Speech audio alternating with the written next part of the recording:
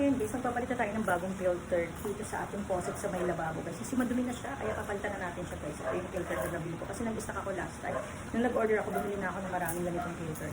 Subok na subok to guys. Ano, ang ganda nito kasi isang buwan na yun, tignan natin kung madumi na siya ngayon guys.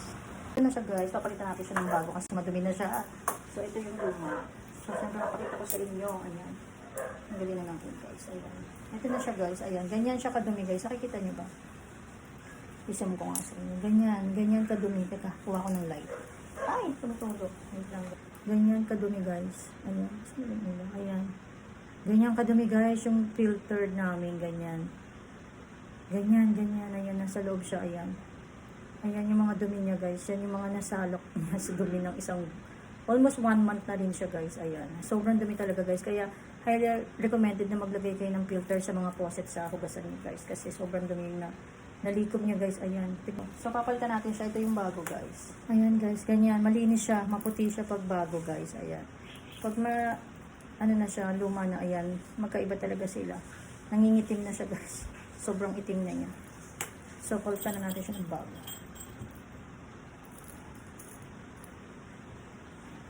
So, almost 1 month din ko guys. Ayan guys. Mas malinis-linis na siya ngayon guys.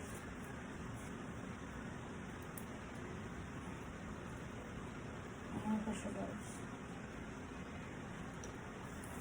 Ayan, malinis na siya. Tignan nyo guys. Ayan.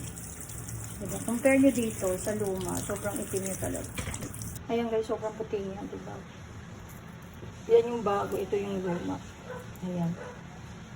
Isang buwan din namin nagamit ko. Ganyan siya guys kadumi. Ayan. Nakita nyo guys yung dumi niya. Yung tinanggal ko. Ganyan kadumi, kaitim. Ayan. Sumpa natin. Ayan. Sobrang dumi niya, oh. Ito yung bagong na filter. Ayan, mag-stock na kayo guys. Pag nag-order kayo ng ganyan, mag-stock na kayo ng marami guys. Para pag after mga ilang weeks or month, pwede nyo na siyang palitan ng bago guys. Ayan. Nasalok niya mga dumi.